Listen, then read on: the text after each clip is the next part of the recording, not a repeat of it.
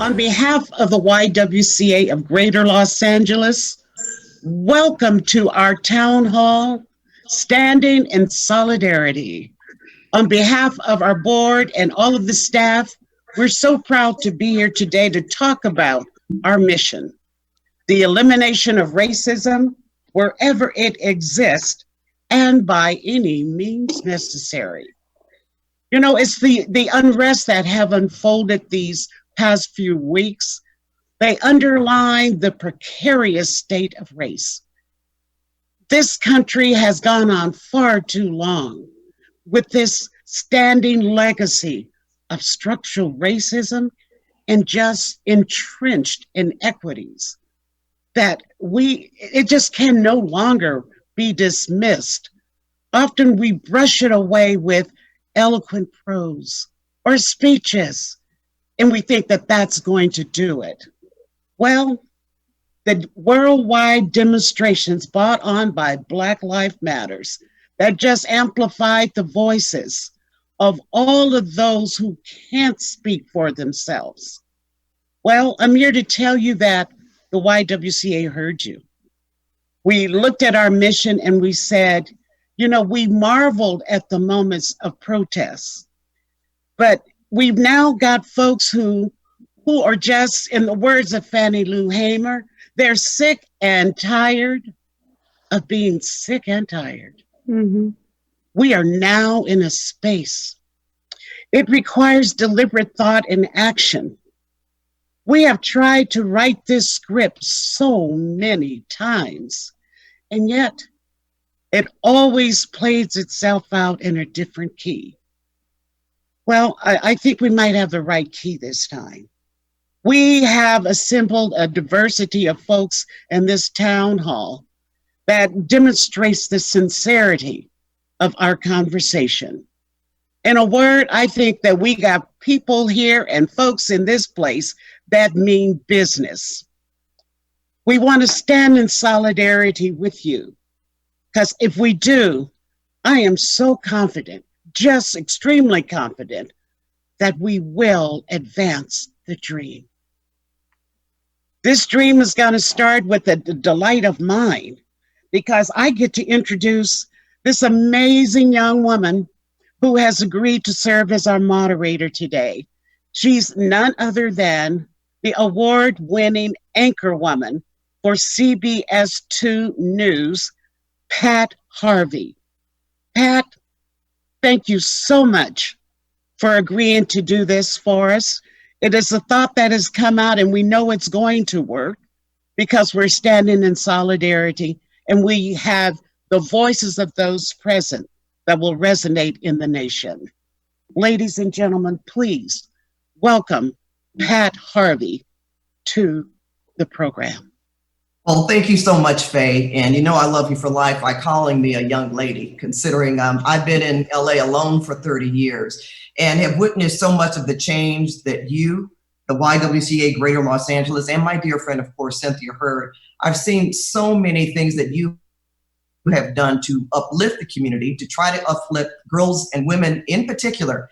And just to see that we are back here in a place that I didn't think that we would see again, actually, in our lifetimes. And I want to be mindful of the fact that George Floyd, it was a month ago yesterday that he lost his life. As you say, we are here to convene this incredible virtual town hall meeting with some very important and expert voices as we continue to respond to the civil unrest of 2020 and peaceful protest that's going on across our nation, and it continues to do so. Want to again mention the fantastic work on the part of the YWCA Greater Los Angeles. If you are able to do so, please donate. Yes, they can't continue unless we help them. Donate by texting YWCA GLA 2020 to 1-855-663-9922. To all of our virtual listeners and viewers out there, we want to welcome you this morning. We're going to explore a conversation of social injustice, equality, racism, reform, and of course, what comes next after the protest. Where do we go from here? George Floyd is the latest of many Black, brown, and indigenous men and women who have lost their lives, who have been killed by a police officer. Racial injustice in our country is now in plain view, but of course, it's not new or shocking. In the peak of COVID-19, Americans of color are dying at disproportionate rates, and we must respond to change across the board. I'd like to welcome our first guest this morning. We have heard from her throughout the weeks of our protests here in Los Angeles. Her name is Nury Martinez. She became the first Latina city council president in the city council's 170-year history. President Nury Martinez is on the front lines. She has been for many, many years, but especially now is playing an integral role in what we're trying to accomplish in the city. Welcome, Madam President. Thank you. Nice to see you. Nice to see everyone. Thank you for having me. Well, our first question to you, Madam President, you and your colleagues proposed reducing the LAPD budget by $150 million, a cut of up to 8%, in fact, in the coming fiscal year.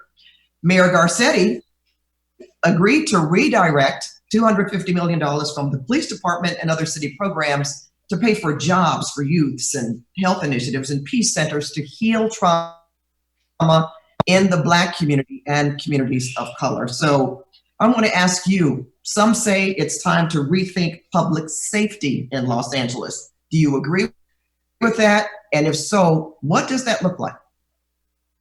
Absolutely, and thank you again for having me. You know, this word about reimagining or redirecting services to Black and brown communities is nothing new to some of us, right? We've been doing this work our entire life. When I took over the city council to become council president in January, I laid out a families first agenda to talk about the working poor and Black and brown communities in Los Angeles. So my entire career has been focused on redirecting services to disenfranchised communities. So this is anything new. It's nothing new to us. But I think it's important to state that law enforcement is so much more than suppression. So much of it has to do with investing in communities early. It also has to do with ensuring that we level the playing field for our children. So many times we think about law enforcement when a crime is committed, but we never think about the tools and the resources that are needed to prevent crime from happening in some of these communities to begin with. And so when I talk about reimagining public safety, I'm asking the officers to join in on what we want public safety to look like, particularly in Black and brown communities. So many of our officers are dealing with issues and calls that they shouldn't have to. They're not trained professional nurses. They're not trained professional mental health experts. That's not what they were trained to do. And so it's about time that we get serious about how we deal with mental health issues and addiction issues in our communities and hire the teams that are going to be able to help people, as opposed to calling law enforcement to step in and deal with these social issues. The other thing I want to mention is reimagining public safety also means investing in our parks, investing in our libraries, investing in things that perhaps affluent communities in other parts of Los Angeles take for granted. Our children cannot pay for professional sports teams. We can't pay that coach to teach our kids a particular sport. We depend on these types of resources in our neighborhoods for our kids to have a fighting chance. So it's more than just reimagining public safety. It's about getting serious over the decades about communities that we have forgotten about. It's getting serious about investing in them, investing in children, investing in poor people. That's what it has to do with. And I think now more than ever, we have to take a look at ourselves and really ask our questions. Why haven't we done that? Why have these communities historically been forgotten? You know, Madam President, in terms of everything that you just addressed, it's going to take the cooperation, obviously, on the part of the police union. How do you think you're going to be able to manage that? Being a member of the city council, you will have direct negotiation. I see Carl smiling. We're going to get to Carl in a minute, but how is that going to be effective? Because everything that I've heard is this is all well and good, but you have to be able to make sure that the unions, release some of the stronghold that they have on the police department and listening to the demands of what you just suggested. Mm-hmm. Is that feasible? Well, that's a good question. I think the time is calling upon them to look at themselves in the mirror and ask themselves, are they reflective of the population in Los Angeles? Are they talking to the rank and file, and almost 50% of police officers are Latinos. And so to me, the question is, when are we going to talk about the fact that, they also need to figure out how to diversify their own board of directors to be more reflective of the rank and file. But to get to your question, I think it's something that we have got to continue to ask them to meet us halfway, if not meet us at the table and debate some of these issues. No police officer that I know of in my community, particularly the ones that I grew up with, want to deal with these types of calls that puts them in danger as well. And so when I talk to rank and file in my district, I talk to men and women who look just like me, who grew up with the same issues that we're grappling with right now. I'm asking them to step up and ask their union to be better, to ask their union to step up and meet us halfway about what it means to reimagine public safety in these communities. And I think there is a will to do that, but I think it's also realistic to understand that no one wants to give up any power. Power is something that isn't easy to give up, and I'm not asking them to do that. What I'm asking them to do is to listen to the millions of people who've taken to the streets to demand change when it comes to reimagining public safety. I don't think that's too much to ask.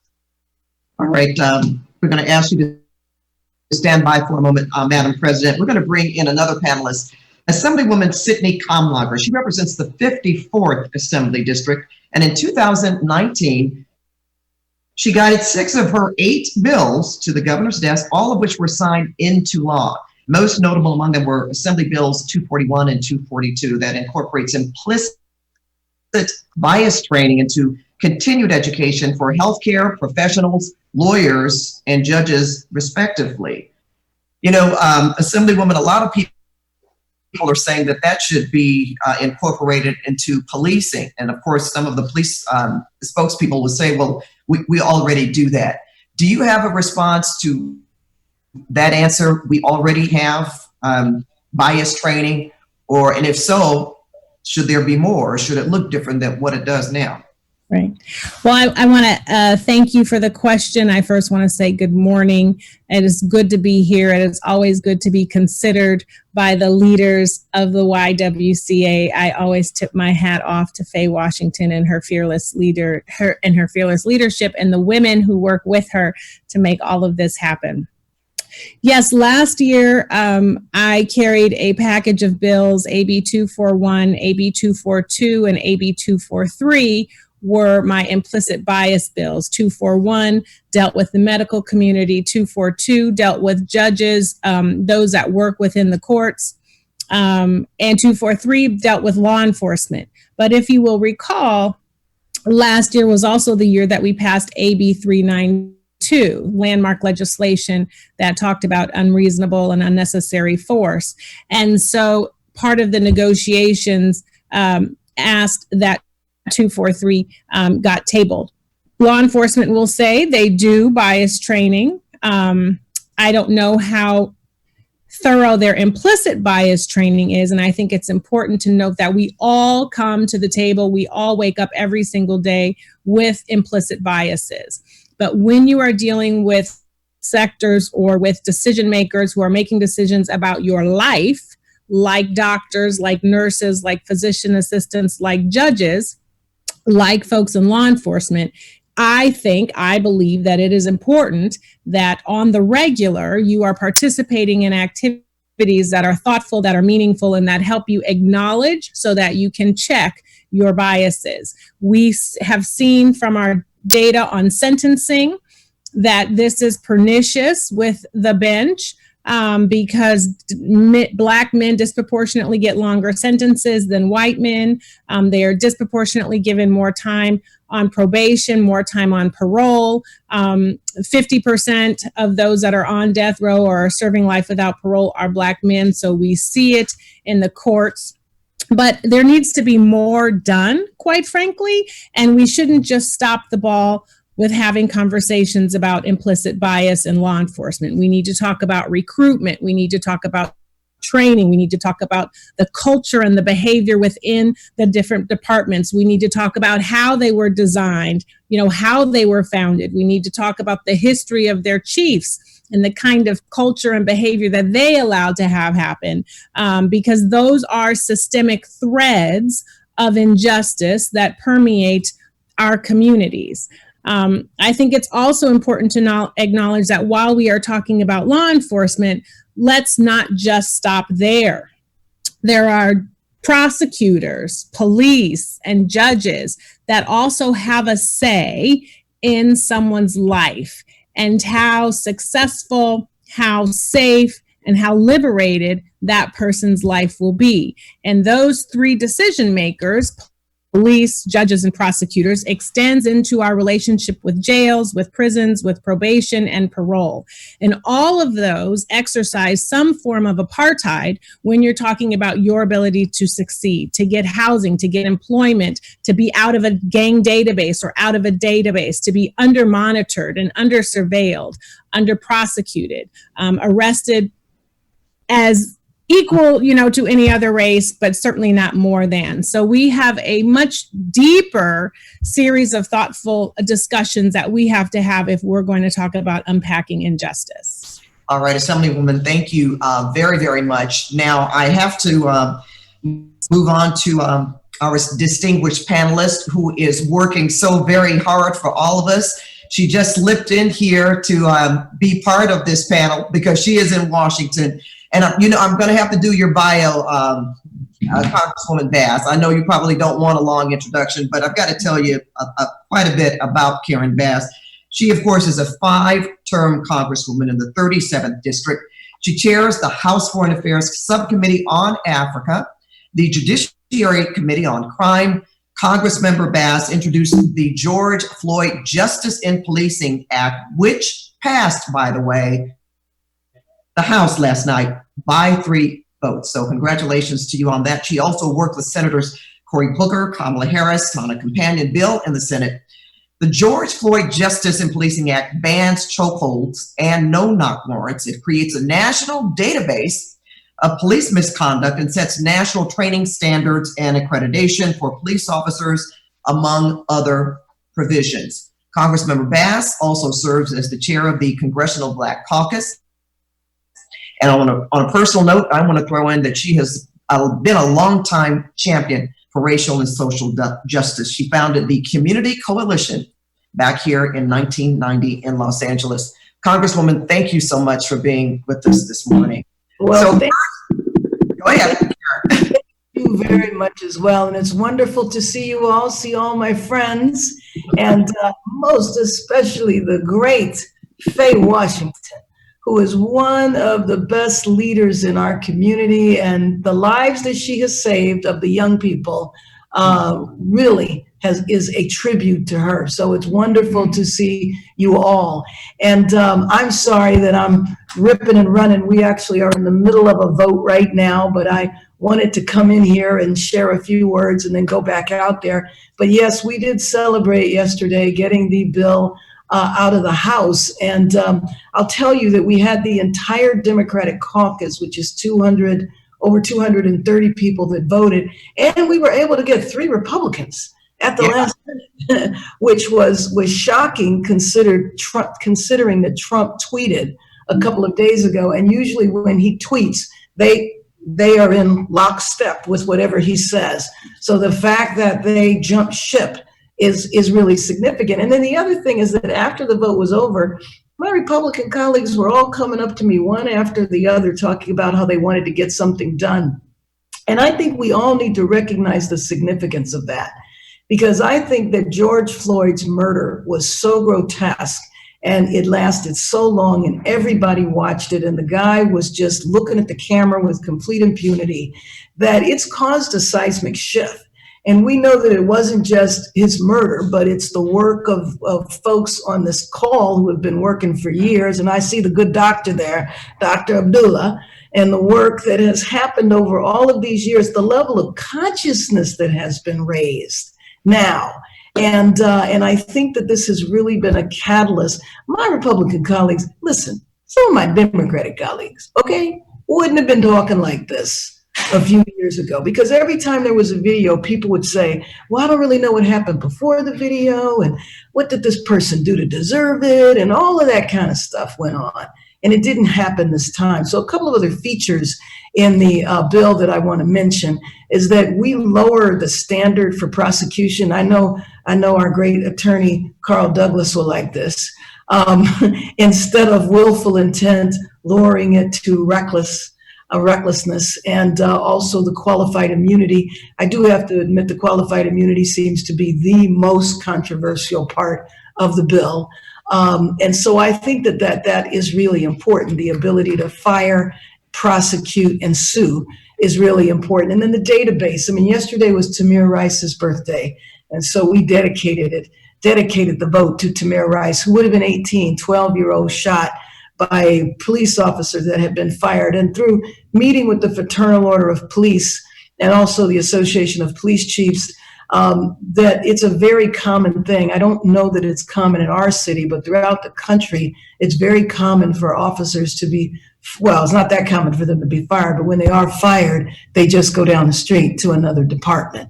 And so having the database that would be publicly visible, I think, is important. Now, you know, the Senate voted against the Tim Scott bill. The Tim Scott bill mimicked our bill, but it had no teeth, no enforcement in it. So, for example, we're not going to ban chokeholds. We're going to study them. No knock. We're going to compile data about no knock. And you know, this is not the time. This is a moral moment here, and we have to grab it. I'm very concerned about the sense of time. We have to get this done quickly. We are one hurricane away from all of this being wiped off the screen. You know, because in America, our attention span is so short that I'm worried that if we don't get this done quickly. So it passed out of the House, failed in the Senate. Harris Booker, their bill mirrors ours, but now is the time that we have to start negotiating. And so that's what will take place now. The Republicans that came up and talked to me that want to continue conversations, Tim Scott and I came in together. So I know him, and we'll be having conversations. So we're going to see what it is that we can get done. Nury, you're doing such a great job. I mean, I'm so excited about the first Latina president of the city council. That's a real big deal. And I know you're managing multiple crises at the same time. So my hat's off to you, and congratulations, Capri.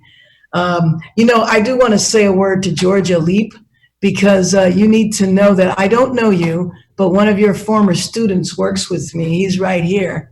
And he was telling me about the class he took with you, that you had him read Brian Stevenson's book.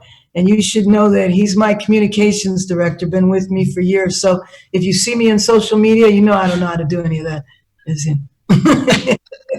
Well, Congresswoman, before you go off, you know, you've been involved, as I mentioned, the Community Coalition back in 1990. You have seen the changes back and forth with different police chiefs, different directives on the part of LAPD. You remember when community policing was introduced, they talk about the body cameras. On their view, they would say, well, we've made some big changes in how we do policing. Do you worry about tying the hands of police in terms of the legislation that we want passed? No, you know, I mean, you know, when I went to George Floyd's service in Houston, and I looked up at his portrait, and I saw he was born in 1973. In 1973, I was in the Coalition Against Police Abuse. 47 years. So some things have changed, sure, but other things have not, and have gone in the opposite direction. And that's why I think the movement that is calling for re-envisioning policing, I mean, Community Coalition was started in 1990 to address what we knew was going to lead to mass incarceration. The other thing that we were addressing at the time, we used different language. Avis, you'll remember this, devolution was the word that we used, when all that meant was the federal government was divesting from cities. So while we were trying to fight the legislation that was going to lead to mass incarceration, we were also trying to fight the divestment that was happening in cities as well. And the idea that we pulled money away from social services and chose to invest in policing, that's something that hasn't fundamentally, I mean, that's gone in the exact opposite direction.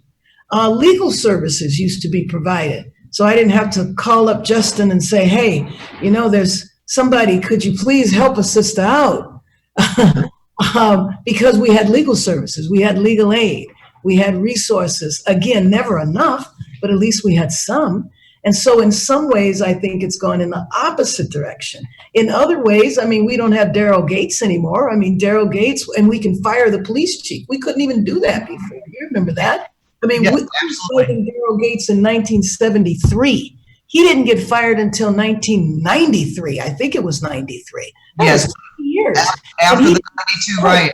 73. He was more they used real bullets, by the way. Exactly. He was more powerful than the mayor. And he kept files on all of us, harassed us. We had to sue him. I mean, and he's the one that said chokeholds, you know, we have bad neck veins. That's what our problem was. So sure, some things that have changed structurally, some things have gone in the opposite direction. So I think what's wonderful about what's happening now is all these questions are put on the table. And I think that's a really good thing. Another piece of the bill provides grants to community-based organizations to re-envision policing. All right, well, Congresswoman, a lot of people are paying attention now more than ever before. We want to thank you for joining us, and we know you've got to get back to some important work, and I'm going to be talking to you a little later. Oh, yeah, that's right. See you later. All right, so we'll see you then. And we've been talking about how people have been or beginning to be involved more than they ever have been at this particular time, and there is a reason for that.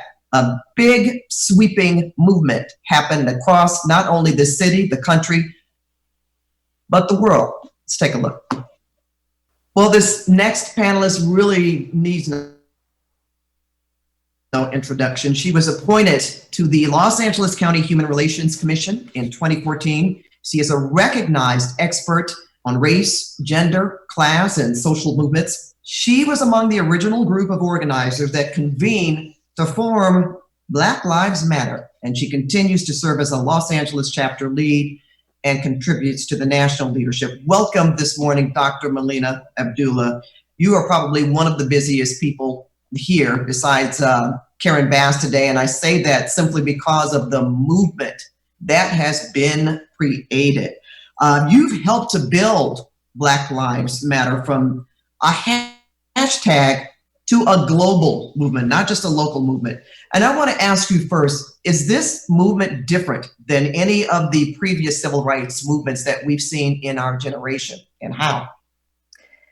Well, thank you for having me, and I'm thankful to the YWCA for convening this town hall. I think it's important to recognize that every movement builds upon the work of the previous. And so, of course, Black Lives Matter is different than the Black Power movement, is different than the Civil Rights movement, but it takes lessons from it. And there are people who were active in both of those movements who remain active in Black Lives Matter. And so I think some of the lessons that we learned are to center women. And I think that the role that women played in birthing Black Lives Matter and continue to play in leading Black Lives Matter is essential, and it translates into the way that we do our work. So, for instance, there's no more mothering at home and organizing in public. There's, the recognition that we're all of who we are at the same time, and the movement and the work that we do has to accommodate that and actually benefits from that. And so I think there's differences, but also there's continuities. There's also the piece about being very clear about rejecting respectability politics. We know that the systems that oppress us cannot be the same systems that liberate us. And so, sometimes we cuss a little, right? Sometimes we say we have to do more than vote. We always say we have to do more than vote. Sometimes there's disruptions, and my attorney is on the town hall. And so we're grateful for the ways in which everyone plugs into this work. Were it not for Carl Douglas, many of us would be in jail or prison right now.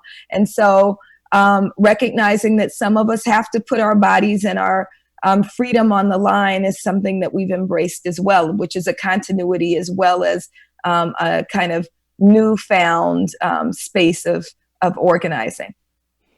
Are you surprised surprised yourself, though, Dr. Melina, at the kind of response that you have received? And I know you say people from previous civil rights movements have been involved this time, but this is just people all over the world, different stripes, different colors, genders, ages.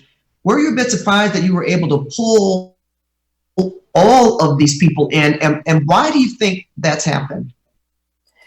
Well, I think that we've been very clear from the beginning of Black Lives Matter, and we birthed Black Lives Matter 7 years ago. July 13th, 2013 was the day that George Zimmerman was acquitted in the murder of Trayvon Martin.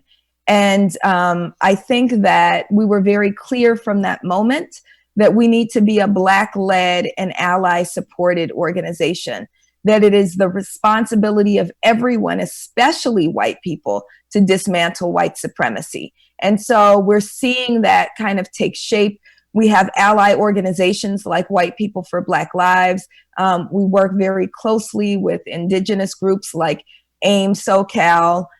We partner with organizations like Centro CSO, where actually one of the co-founders of the Brown Berets, Carlos Montes, continues to work in Centro CSO. And so we fully embrace kind of the title for this town hall today, that we have to stand in solidarity. You know, people also have the question, which you hear so much, so I'm going to let you answer it today. What do you mean by defunding the police? I'm so glad you asked that. So for many years, there have been attempts to reform a system of policing that was intentionally and deliberately created to produce the outcomes that it does. So if we think about the work of in the 80s and 90s and even early 2000s, there was this conversation around police reform.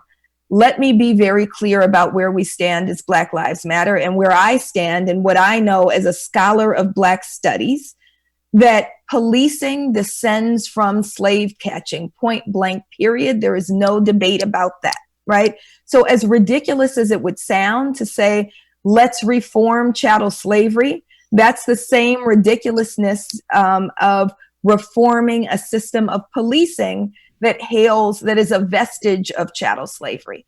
And so we're very clear, we have to defund the police. We are not interested. I know there's been conversation about diversity and implicit bias training. Every study demonstrates that implicit bias training does not fundamentally change behaviors, that the only things that change the behaviors of police are holding them accountable, meaning that they are prosecuted when they behave criminally. When they kill our people, they must be prosecuted. And unfortunately, in Los Angeles County, we have a district attorney who refuses to prosecute police. And most district attorneys refuse to prosecute police who murder our people. We have 609 deaths at the hands of law enforcement since Jackie Lacey took office. And not a single officer has been prosecuted so far, although charges have been filed in just one case. And so it's really important that we think about that. But the second thing is, the thing that preserves Black life the most is distance from police. Less interaction with police is what preserves Black life. And so when we live in a city where 54% of the city's general fund is allocated to police, you are putting Black lives at risk. And so we say defund the police and invest in the things that actually make communities safe. That reimagining of public safety is something that we've been talking about since our beginning, that safety comes when the universal needs of people are met, when we have things like parks and libraries, and when we invest in transformational justice practices rather than policing. All right. Well, Dr. Abdullah, I think you explained your position quite succinctly here today. And thank you so much for that. Thank you so much for having me. And we hope people will follow our work at blmla.org, and the budget question, the defunding of police question, at peoplesbudgetla.com. All right. Thank you so much, Dr. Melina. Now, our next panelist is Avis Ridley Thomas. She is a friend and, of course, has been in the city of Los Angeles, the forefront for many, many years. She founded Los Angeles City Attorney's Dispute Resolution Program in 1989, and she's also the co-director of the Institute for Nonviolence in Los Angeles Days of Dialogue. And we do have a video, Avis, that we'd like to share with our virtual town hall members today.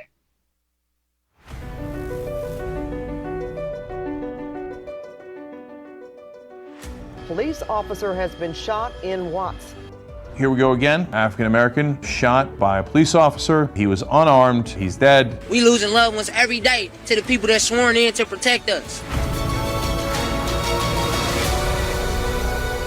Everyone right now focus on words and actions that can unite this country rather than divide it further.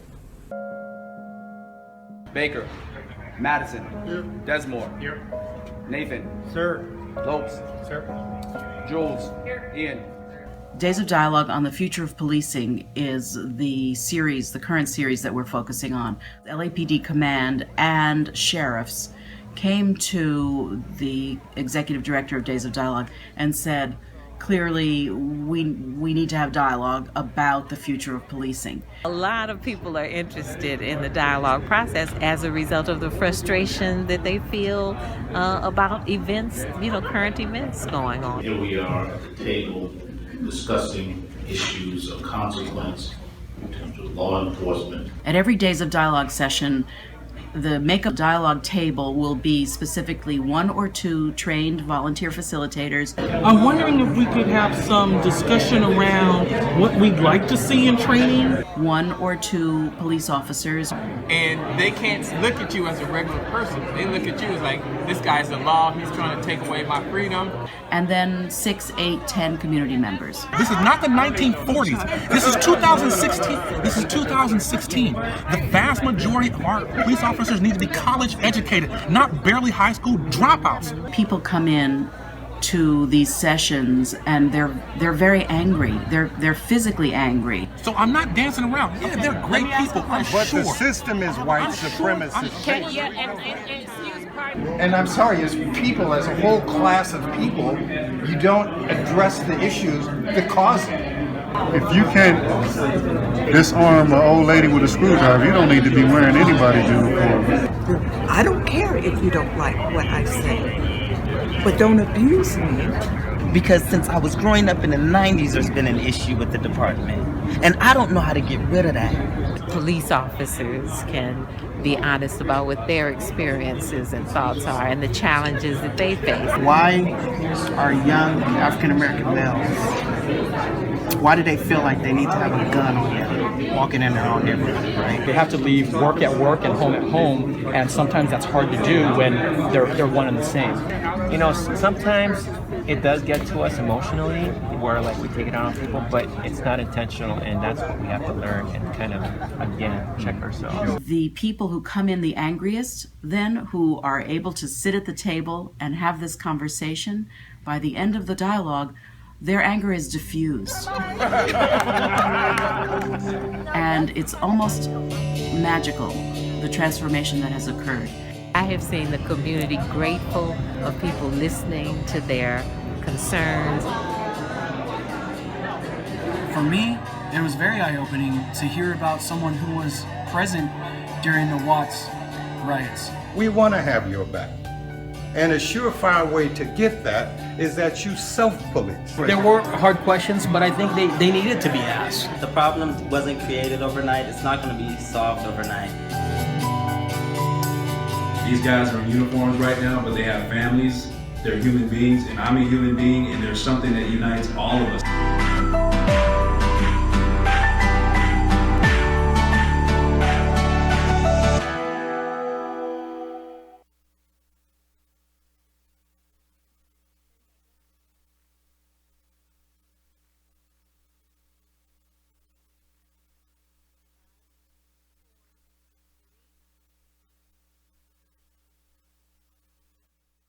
Video.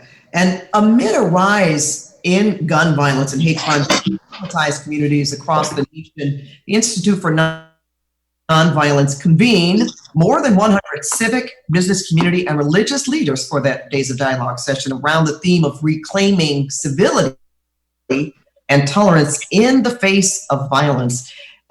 You've seen so much, Avis. Can you tell us why the Days of Dialogue is so important in a time like this?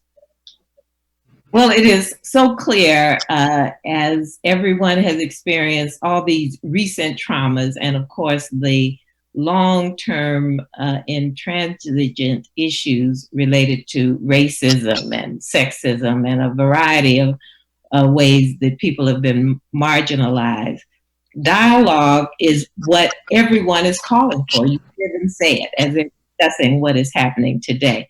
It is necessary for us at some point to simply be prepared to negotiate directly with those folks with whom we are having problems and issues, to come to a civil way of following through on whatever issue we consider important. So dialogue is critical.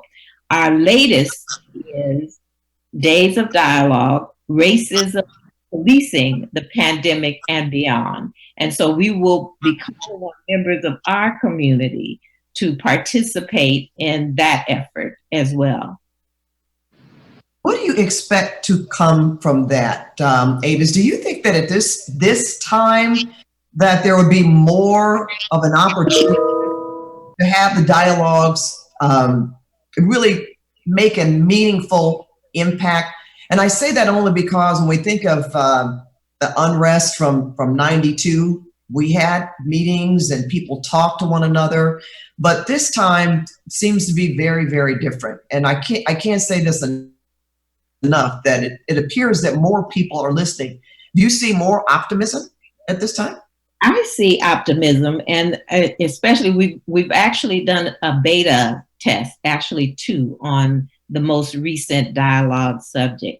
And people come out of that. We do pre and post testing with far more hope than when they enter the virtual rooms for the dialogue process. So it is very, very important. And you heard Congresswoman Bass, you heard President Martinez talk about how we need to sit down and negotiate about budgets and policies.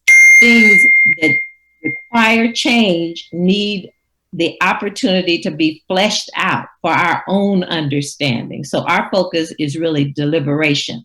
There are many, many ways that people can be engaged and involved, but once they are out there and they are protesting and they are, bringing attention to an issue, the hard work is what happens afterward. And so the dialogue is just the very first step. That's all that we provide. We saw that as a missing piece when we started Days of Dialogue in 1995 after the Million Man March and the O.J. Simpson criminal trial. And so we are still seeing that need today. I've been actually retired from my former position in the city attorney's office now for nearly a decade. And yet when an issue emerges in our community, I get the calls, as I did this time, for people who want the dialogue now.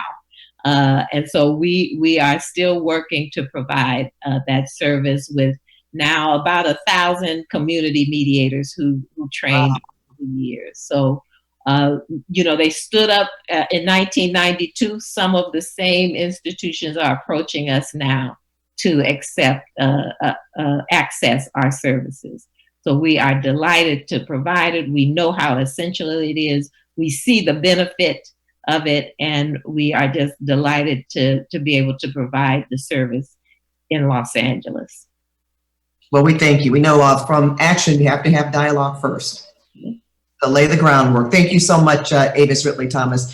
Now, our next panelist is Kristen Clarke. She leads one of the country's most important national civil rights organizations in the pursuit of equal justice for all. She joins us now, and Kristen, thanks for being here. Can you tell us more about your organization?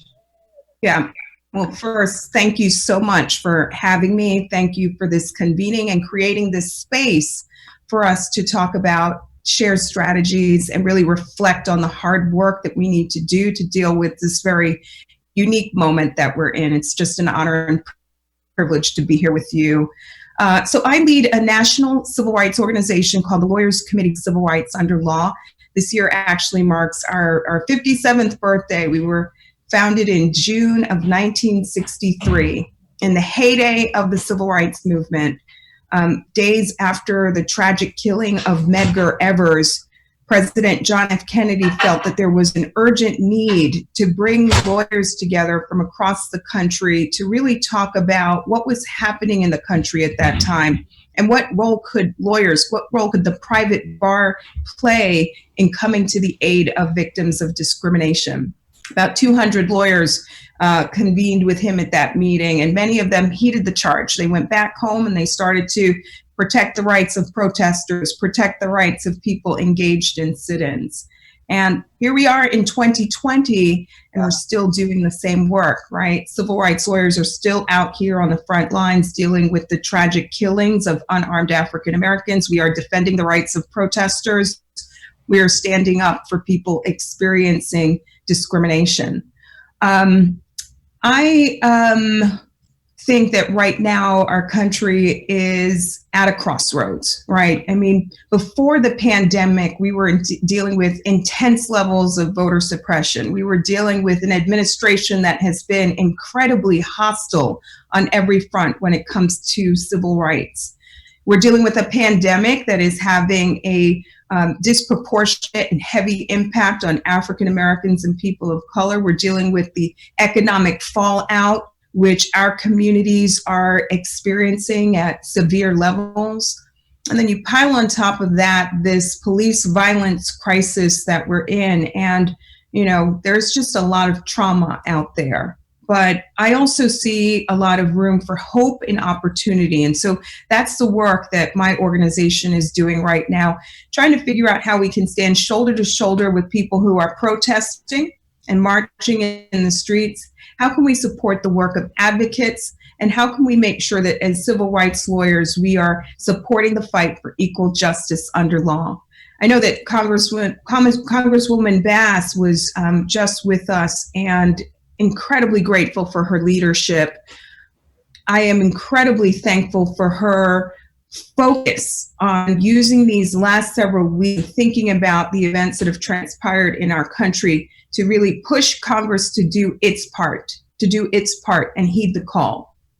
And they did that last night with the passage of the George Floyd Justice in Policing Act. And I was very proud to stand with her for a press conference at Capitol yesterday, urging Congress to move swiftly with this task.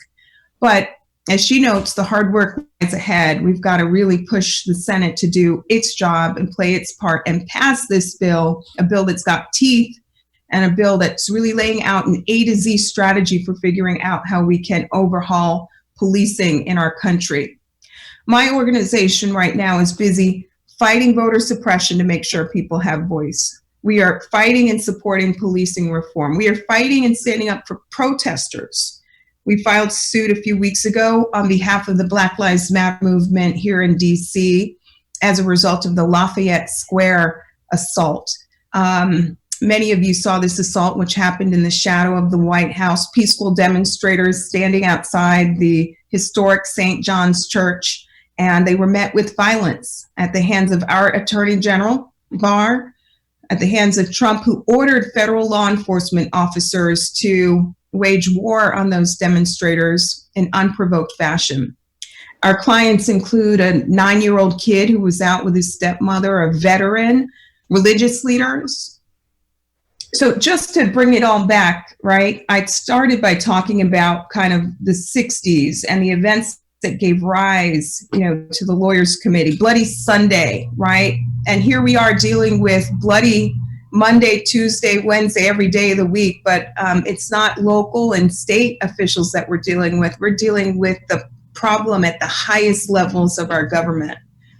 So we have a lot of work to do, but we are proud to stand in solidarity with all of the great organizations from California to every stretch across our country that are committed to making sure that we not waste this moment and that we use this moment to really push justice forward in a way that we've not seen in our generation. All right, Kristen, thank you so much. And in fact, you answered my a question I was going to ask you about legislation. So you obviously feel that it's very important, and we're glad to note that you were there with the Congresswoman in that press opportunity on the Hill there. So you talked about national response. We're going to bring it back local for a minute here. We're going to talk about a woman who was appointed by Mayor Eric Garcetti recently. In fact, she is the first executive director of the newly established Los Angeles Department of Civil and Human Rights. And I'm talking about Attorney Capri Maddox. I want to say a friend probably to most everyone here. Capri, I want to ask you, aside from policing issues, what racial injustice issues do you think we need to address immediately in our communities? Thank you so much, Pat. I'm so excited to be on the panel with you all. So many great leaders. I wanted to say first, I appreciate being appointed by the mayor in February of 2020. At that point of 2020, we didn't have COVID and we didn't have the uprising that we had after the Floyd incident. And even then, for us to think about in 2020, for us to need a newly formed department on civil and human rights is just plain ridiculous. But we definitely needed to address the issues that are at hand. I appreciate being appointed, but my first role is being a mother and a wife. And that means I'm in the house with 2 African-American men. My son is 13 years old.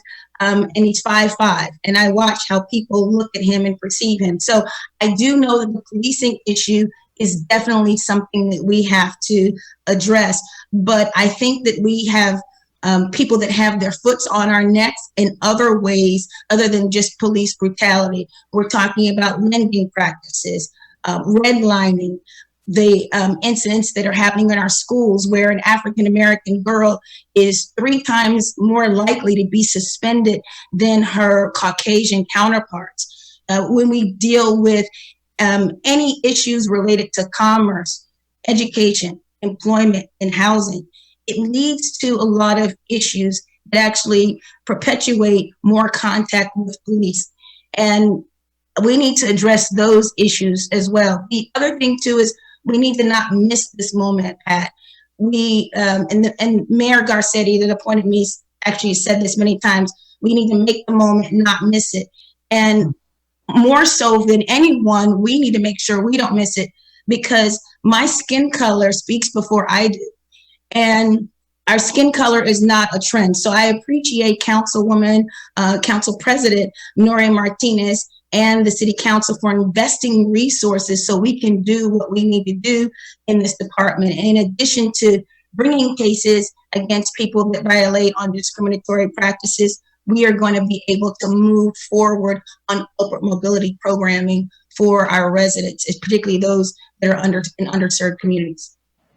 All right, well, we look forward to what you're going to be doing, Capri, and your office, and of course, the outreach I'm sure that you're going to be making to probably everybody on this panel, and hopefully we will see something in the coming months. I'm just going to throw that out there, right? And affirm it. Yes. Okay. Yes. Thank you so much, Capri. Thank you so much, Matt. Appreciate you. Another gentleman who is very familiar to us, and when I read some of the things that he's done, then you'll know why I say this. His name is Carl Douglas. He is an attorney specializing in police misconduct cases and president at Douglas Hicks Law, a professional corporation. He's the former managing attorney at the law offices of Johnny L. Cochran Jr. You probably best remember Carl for his work on the O.J. Simpson trial. He was the key, coordinator of Simpson's criminal defense. And I think while I was talking, you may have seen some video of protests and clashes with police that have been happening in the city of Los Angeles. Carl, welcome. And I mentioned the O.J. Simpson case because you were on for what, almost a year, it seems like, all over the country and the world. Were broadcast all over this. So that's where people recognize you. But if I recall, even before 1994, you were involved with talking about issues dealing with police. Were you not? Issues of excessive force that may not have got the attention that it did in the 90s. Yes, Pat. And first, I want to thank Faye Washington and Cynthia Hurd and the entire YWCA family for inviting me here today and convening this fabulous panel. Pat, as you know, I have been practicing in this space for almost 40 years, 12 years working in Johnny Cochran's office. And one thing that I want to make sure your listeners understand is police brutality has not gotten worse, Pat.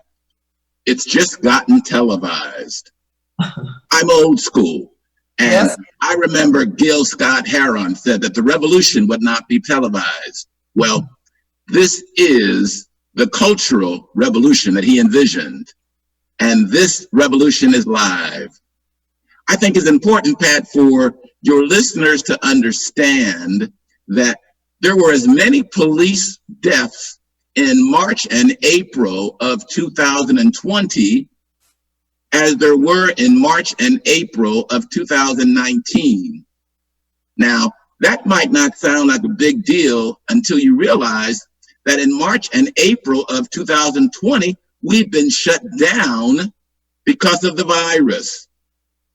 When you think about 2014, Pat, that was the year of Ferguson, hands up, don't shoot. That was the year of Eric Garner, I can't breathe. But more people were killed by police in 2019, last year, than in 2014, the year of Ferguson. So that's important for your listeners to understand. There were only 27 days in 2019 when the police did not kill one person, at least nationwide. And Pat, when you think about it, if you think, what percentage of arrests nationwide are for violent crimes? Is it a third? Is it 25%?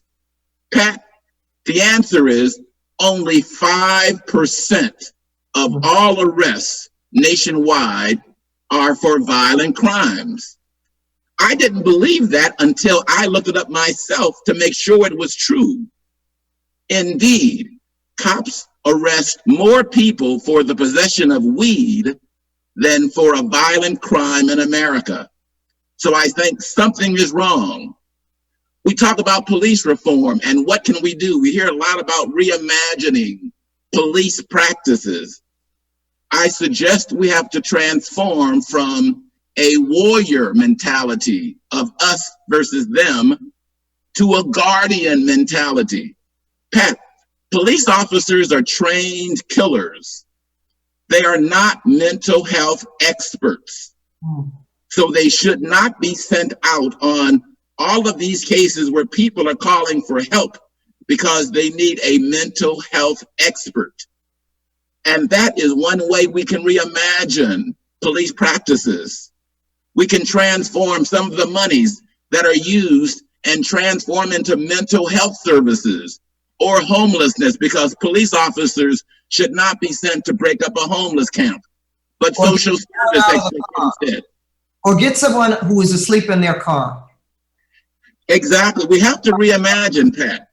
There are other things that we can do. For example, we can ban the chokehold.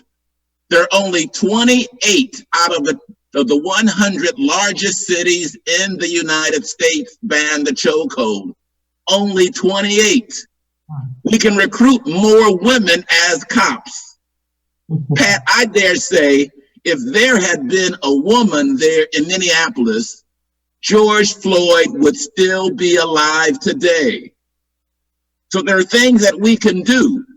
Your listeners, though, Pat, we can all walk and chew gum at the same time. We can protest and we can vote. We can protest and we can respond to jury summonses when they come, because that is so very important. Pat, let me tell you, I've been trying cases for 40 years. And when a cop lawyer or even a district attorney or even a city attorney, I dare say Capri Maddox, sees a Black person walking into the courtroom, they treat that dude like he has the virus. Get out of here, run away. And why? Because on a jury, Black and brown people have power to save a life. On a jury, Black and brown people have power to make a difference. On a jury, Black and brown people have the power to stop injustice. So if I can offer any measure of advice to your listeners, please, we can walk and chew gum at the same time. We can protest and vote. We can protest and serve on juries. I'm hopeful for a better tomorrow. Wow, thank you so much, Carl. And he gave us some specific examples of what you think needs to happen in terms of reformation in Los Angeles and really around the country. Thank you so much for your observances, Carl, and speaking truth. Now we're going to bring Justin Sanders on to our listeners and our viewers here for the town hall. He is co-managing partner of Sanders LLP. Justin Sanders is a trial attorney and the managing partner of Sanders Roberts LLP. That's one of California's largest minority-owned law firms. He has won several multi-million-dollar verdicts and settlements in a variety of misconduct cases. Welcome, Justin. And my question to you, has diversity and inclusion had any impact on social justice and the judicial system throughout America based on your experience? Thank you, Pat, and thank you for having me today, and thank you to the YWCA for this excellent opportunity, and hi to all my friends on the panel. You know, Pat, to answer your question, I think the short answer is yes. There have obviously been a number of important changes in this society that diversity and inclusion have brought about. But the major point is that those changes haven't gone far enough. You know, I have been practicing law for 20 years now, and when I started practicing, the number of minority and women attorneys was extremely low. It was very low in large law firms. It was very low in public agencies. And in that time, we've seen increases. Now, 20 years in, when I meet with clients, companies, people in decision-making authorities in major American institutions, I'm not surprised any longer if that person is a person of color or a woman. But at the same time, when I go to court, there's times when I look around and the courtroom is packed with attorneys and there might be one woman in there. And so it's still shocking to me. So, you know, but I think what we've seen in the last couple of months with the protests following the death of George Floyd is what I have noticed to be distinct from any other movement that I've ever seen in my life is that the leading companies in the United States are actually taking notice and they're siding with the protests in some way or another. It might not be fully, but these companies are now understanding that they can't just sit on the sidelines anymore. This is a new country. We're not going back to where we were before these protests. And a lot of that is because of diversity and inclusion. People have made great changes. People in decision-making positions now are sometimes or more often people of color or women. So, you know, I'm happy about that, but we still have to recognize that all of those changes that we achieved, we had to fight very, very hard for, very hard, and nothing was given to us. And so we have to remember as we go forward that everything we want, everything we want to achieve, everything we want our community to be, everything we want our country to be is going to be fought for. And we're all going to have to stick our necks out. We're all going to have to work hard. We're going to have to keep believing. We're going to have to put small differences aside and just keep pressing forward, because we've made up a lot of ground. Now, when it comes to the judicial system, what I see is kind of fits and starts. We make progress. For example, President Obama appointed a lot of great judges. We have a new administration. The judges are different. So sometimes you see progress, and then you can see that progress backslide. And that's why it's so important to keep on going. But what the work that I do and the work that many of the attorneys on the panel do has been helped and has been aided. And we've been able to succeed at what we've been able to accomplish because of that diversity and inclusion. So we have to just keep understanding that it's our duty and our role to keep pushing this ball forward. Okay, Justin, I see a familiar theme going through this entire panel, and that speaks to, of course, the work that you do, Faye. They're talking about women. If we had more women police officers, if we had more women making decisions, I'm all for that, just have to say. Okay, now we did have some video that I thought we would see as I was introducing Carl, but we want to show that to you now. This sort of just sets the moment of and the mood of what we have seen over the last several weeks. So we want to take a quick look at that in terms of how people are expressing themselves and how they were dealing with police officers. And these are firsthand accounts. Changes may be coming to LAPD. The city council is now considering a motion that could replace police officers with crisis intervention teams for nonviolent calls. It's a plan that is getting support from activists tonight. KIC9's Tom Waite has more. In the future, a call to 911 could look very different. Instead of an officer being sent to you, it could be something more like a crisis counselor. In the wake of arrests made during some of the unrest in the past couple of weeks, the LAPD has faced some harsh criticism. Today, the LA City Council introduced a motion that could fundamentally change policing in the city. Council members say unarmed crisis teams could replace police when responding to nonviolent calls. Councilman Bob Blumenfield explains how the concept could work.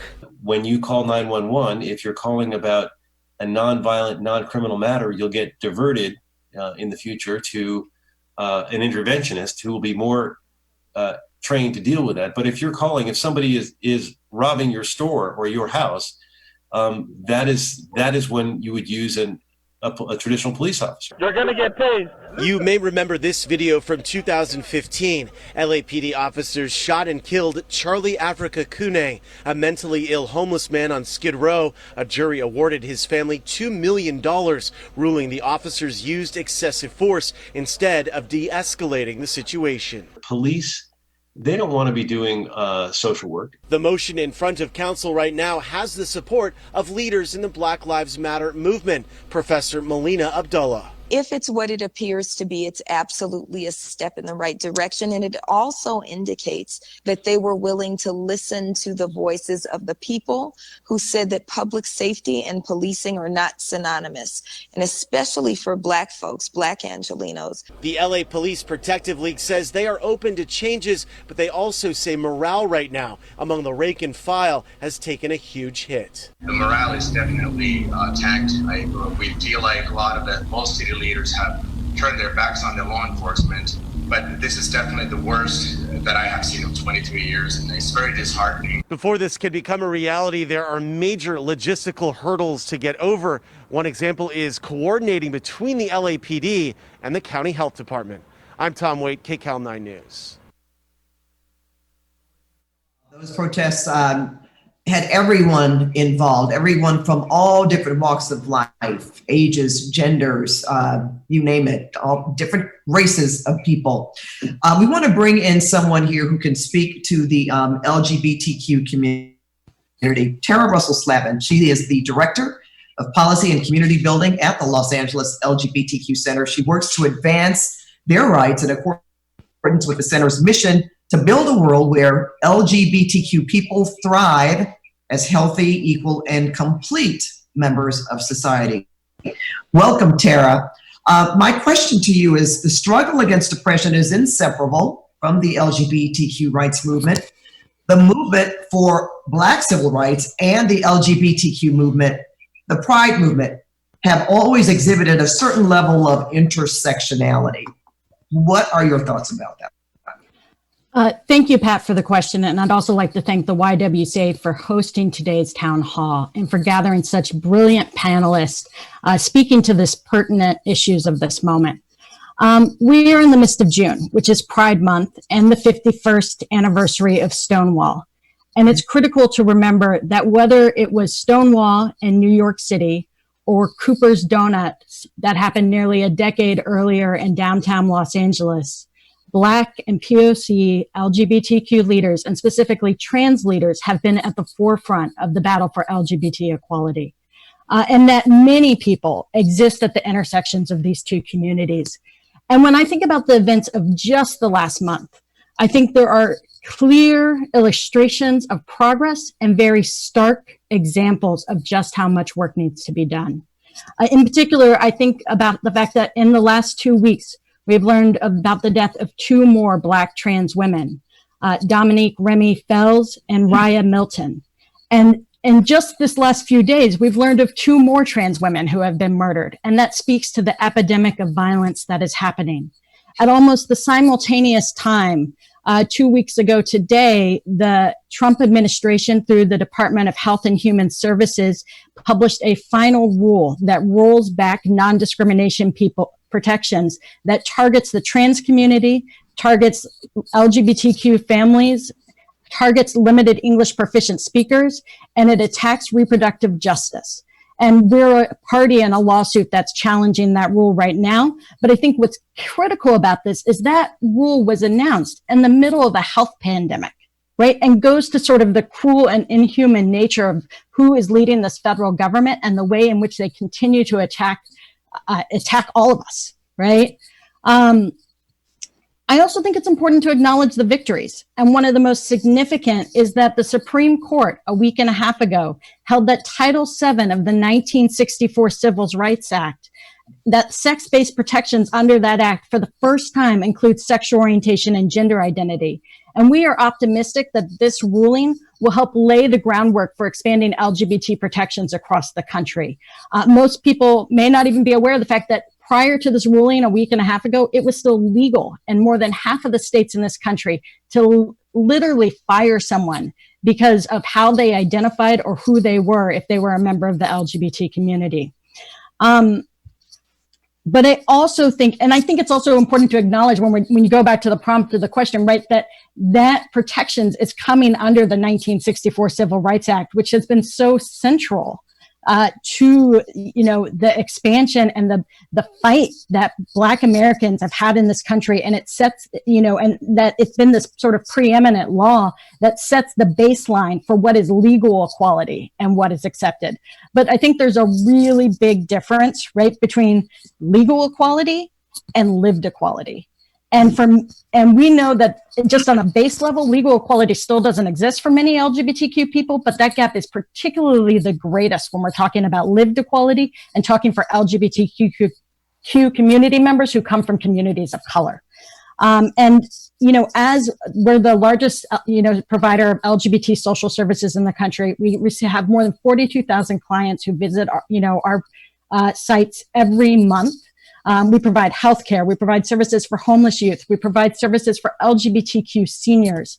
And when you look at the social services aspect of this work, what is very clear very quickly is the people who are most at risk, whether it's for contracting HIV, whether it's for experiencing hate violence, the homeless youth we serve, that those are disproportionately Black members of the LGBT community. So all of this to say that at this critical moment, an outcry for justice for Black lives, that this is an important reminder that Pride and the work of LGBTQ liberation is more than a celebration, right? It's about pushing and it's about stepping up and it's about fighting for change. And we have to step into that change. And I just really greatly appreciate everyone who's here and the work that has laid this foundation. And, I'm just grateful for the opportunity to be here and look forward to continuing this fight.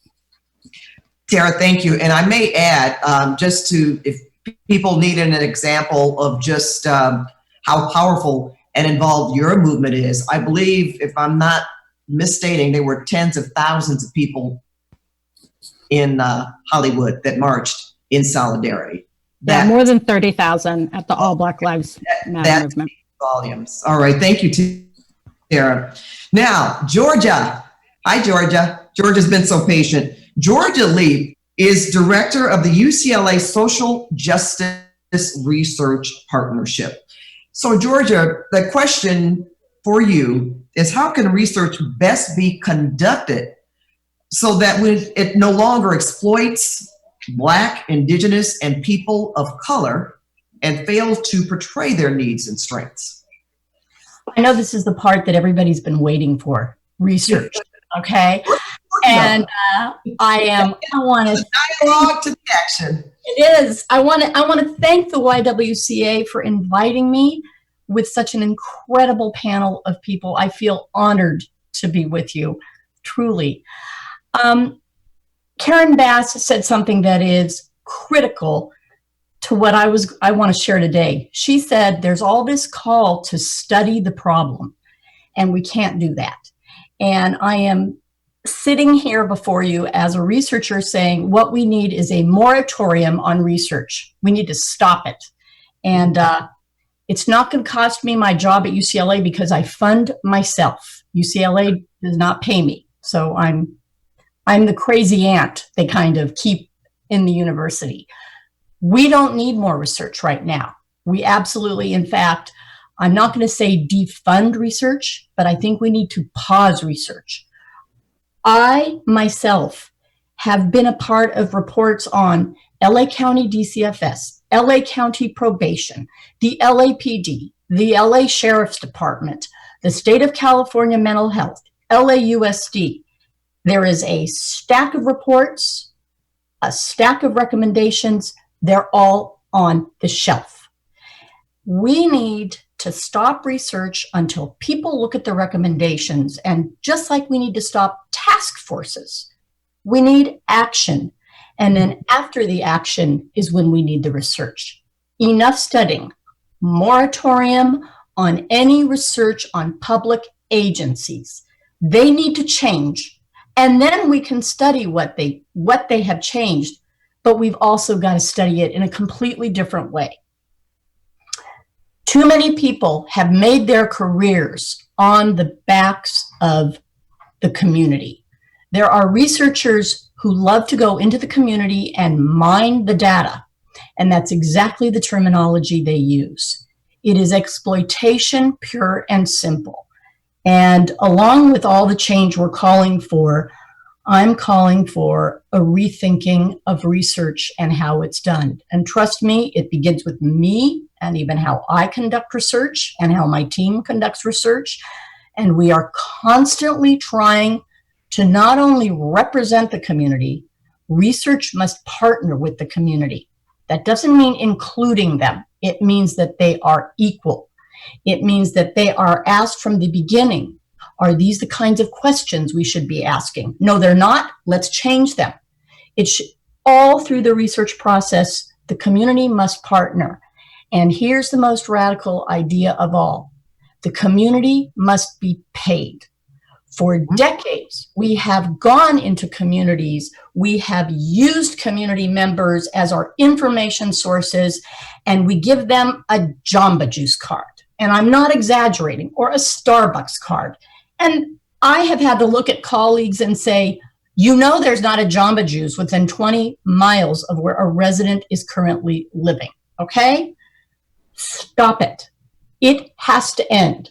The other thing is, whenever someone profits from a community, the community should share in those profits. And let me tell you, so far I've written 2 books.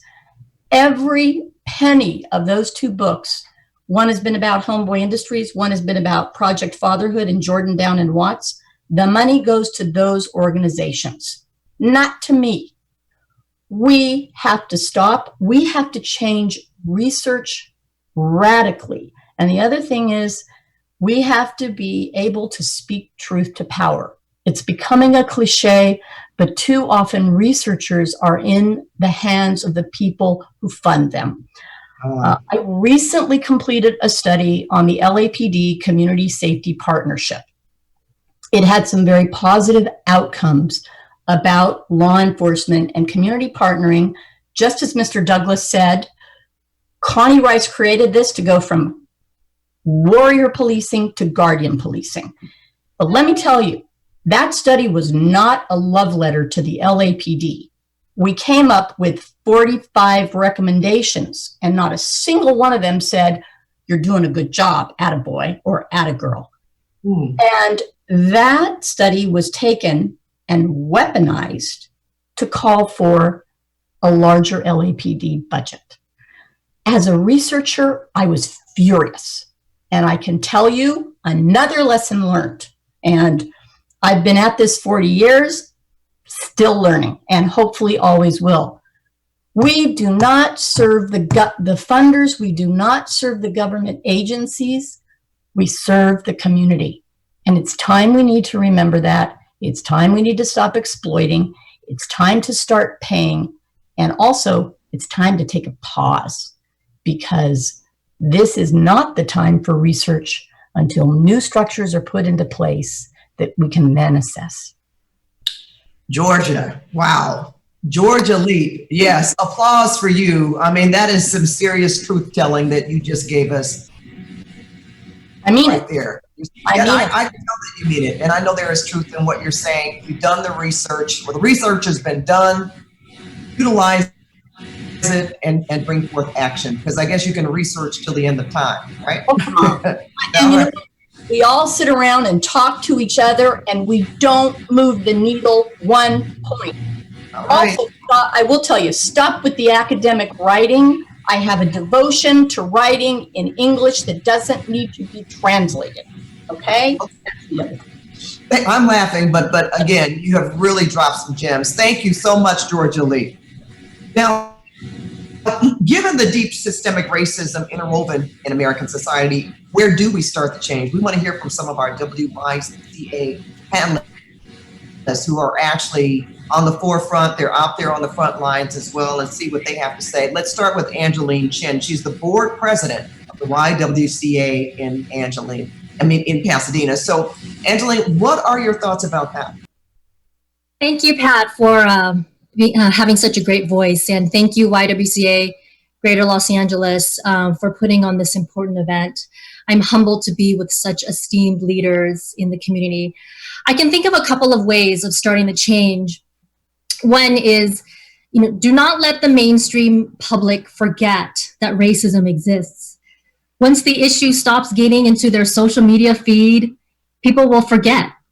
We can't let that happen. I was here in '92 during the LA riots. I knew you were too, Pat.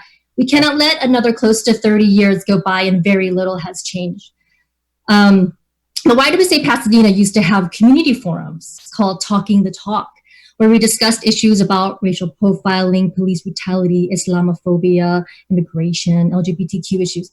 This question reminded me an action item that I actually we need to bring this back. An event that we are pretty well known for is our YWCA Pasadena's Women for Racial Justice Breakfast, where we award women who have been active in combating racial justice. You see the theme of women today, right? This year will be our 18th year, 18th. For 17 years, we've had over 350 people show up in the early morning for our breakfast. We've actually awarded Dr. Melina Abdullah from Black Lives Matter, who spoke earlier in the past.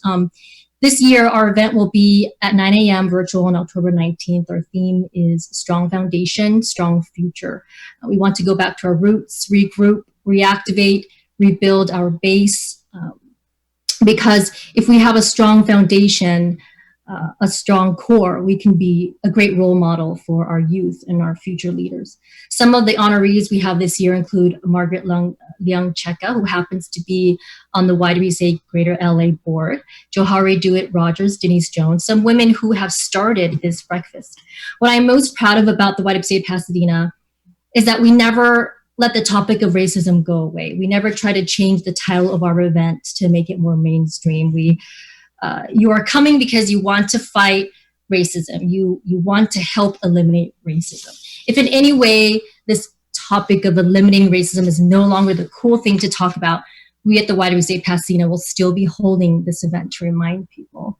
Second, we need to continue, and I know we're doing this, but we need to make sure we continue to communicate amongst different communities, including communities of color, and also reach beyond our comfort zone and mobilize with white people who are open to learning and mobilizing with us.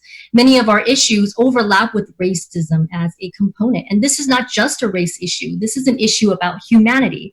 We are fighting to save our humanity.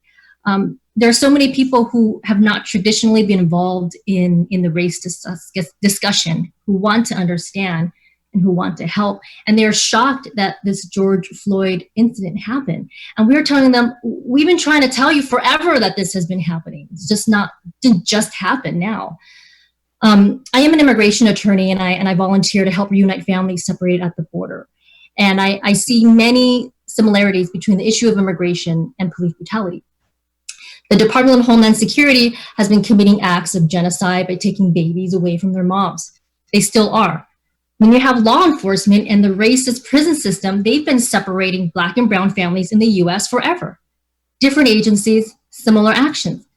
When I saw tear gas used against peaceful protesters, which is a chemical warfare agent, it triggered a memory from November 2018 when CBP shot tear gas to peaceful migrants and families in Tijuana over the wall.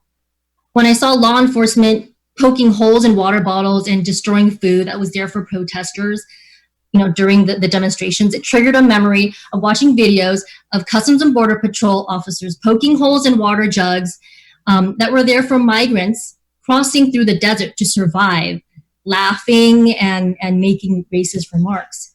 When I saw police officers arresting reporters and healthcare professionals during these demonstrations, it triggered a memory of our federal government targeting reporters, health professionals, religious leaders who have helped asylum seekers and placed them on an Interpol watch list. That's still there. Different agencies, similar actions. I can go on and on. Now, what this event is today, it is a perfect example of bridging communities and bringing all of us together.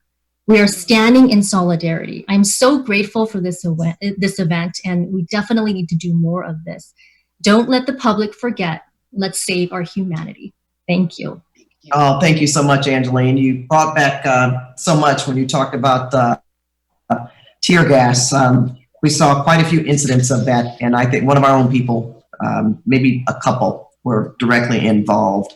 I want to bring on Tanis Crowley. She is the YWCA Executive Director of Silicon Valley. So Tanis, welcome to the conversation, and thank you for the work that you do as well.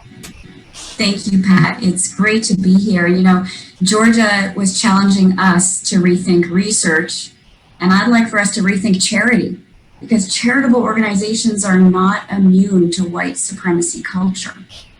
The very notion of a charitable sector needs examination. Charity is about helping people who need assistance. But in what ways is this system inherently racist? Who gets to decide what gets done and how? Who decides what's funded? A handful of rich philanthropists? Is this really just organized white saviorism? We got to ask these questions. Because what is clear is that charitable service without social justice is no service at all. And that's why our YWCA here at Silicon Valley and also San Francisco and Marin, our YWCA has a triad approach: deliver service, issue education, and advocate for change. Change lives, change minds, change the rules. Our approach strives to be rooted in a justice approach, yet our services still exist within that charitable paradigm. The work to dismantle racism calls us all into account. And our work is unfinished. We have a long way to go, and this moment is calling upon us to do more. So what will we do about this? At our YWCA, our emerging anti-racist work is three-pronged. Internal capacity building. This is about training and learning and continuing dialogue, holding space for courageous conversations around race equity. It also means internal strategic action. race equity work across all agency operations, and third, external facing programming. And one example of a game-changing program working toward equity and illuminating systemic injustice is a program we incubated called Curated Pathways to Innovation. You know, here in Silicon Valley, the tech workforce and everywhere, that workforce remains stubbornly white and male, and access to STEM careers is one of the greatest opportunities to advance economic justice in the 21st century. And the good news is there's lots of programs out there trying to solve this, but the bad news is we aren't necessarily having an impact, and not all of those interventions are centered on a racial or gender justice lens. Systemic racism is a root cause here. There are insufficient teachers, insufficient resources for public schools, not enough mentors. More interventions do not mean more impact, and we don't necessarily need yet a new program to fix the leaky tech pipeline. We need a whole new system to fix the plumbing. In fact, we need an entire repipe. Fortunately, we can work toward that kind of big, bold change by actually leveraging technology to do that. That's where YWCA's Curated Pathways to Innovation comes in. Our personalized learning application actually uses machine learning technology to solve this challenge. And it is centered on the voice and choice of young people of color. You know, at the turn of the century, the 1900s, YWCAs across the country built buildings to provide social programs, charitable programs. In the 21st century, our YWCA is building software to solve the equity gap in STEM, because we are on a mission, and that means leveraging 21st century tools to advance racial and gender justice. So to sum, number one, the full resources of all our institutions must be anti-racist. Number two, we need to innovate. We need to leverage these tools to advance justice. We need to learn, unlearn, take action, repeat, and I am humbly on this journey with my YWCA, and we are all in. Well, Tanis, thank you. And I'm just going to pick up on what you said in terms of talking about charitable and nonprofit organizations. I'm going to do a commercial because it's very important. We are asking everyone out there listening to please donate to the YWCA by texting YWCA GLA 2020 to 1-855-663-9922. And that information is also on our website. This has been an amazing panel, and we're not done yet. We have some questions and answers that we want to get to, but first, I'm going to give it back to our chairman, Ms. Faye Washington. Thank you, Pat. Thank you to everyone who is here today. My heart is so full. It is a joy to imagine something and then see it happen, and it happened just like the script you gave everybody. And for that, I'm so grateful. Jorja, you have just touched on exactly what I thought was necessary. Cut the research. I was researching 45 years ago. I'm still researching today, and we know what we need to be done. We've just got to stand boldly and do it. And that's what today is about. It's about the moral moment that we're in. I heard someone say that, and it's genuine. This is our moment. It's our moment in history, and if we don't seize this moment, many of us won't be around for the second go around. We've got to act quickly. And that's why this conversation was necessary this day, this time. It was a bold action, but you all came to the party, so don't complain. I thank each of you. I thank Pat, you're just splendid, beyond belief. I thank the YWCA, my sisters who are here and some who are virtually here. I believe our Pacific region closed down its board meeting today so that they all can participate. I'm told that we have over 1,500 persons engaged in a virtual space, listening to these wonderful thoughts and ideas. The panel, you have gone well beyond. So therefore, know that you're not out of my reach. because there is an after party to all of this. And all of you are invited to the after party. Because you see, at the end of the day, it's about change.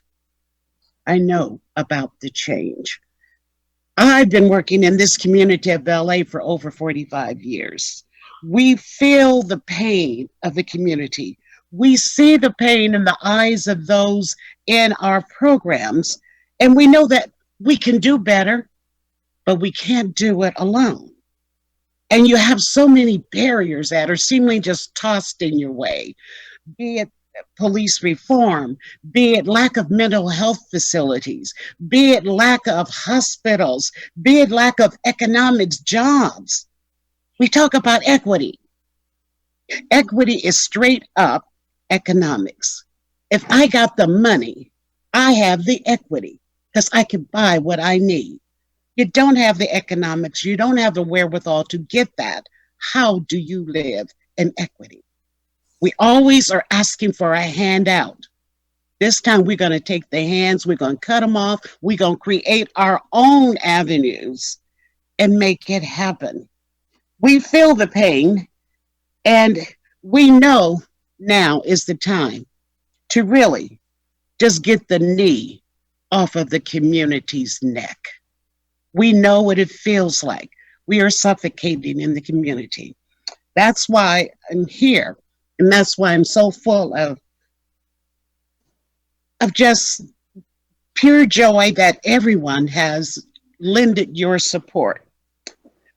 This is a new day. We're out of the nest, however. We're taking risk at the YWCA because we stand for equality. It's about the elimination of racism and the empowerment of all. What are we going to do now? It's our intent to take our new partners that are now joined in this dialogue.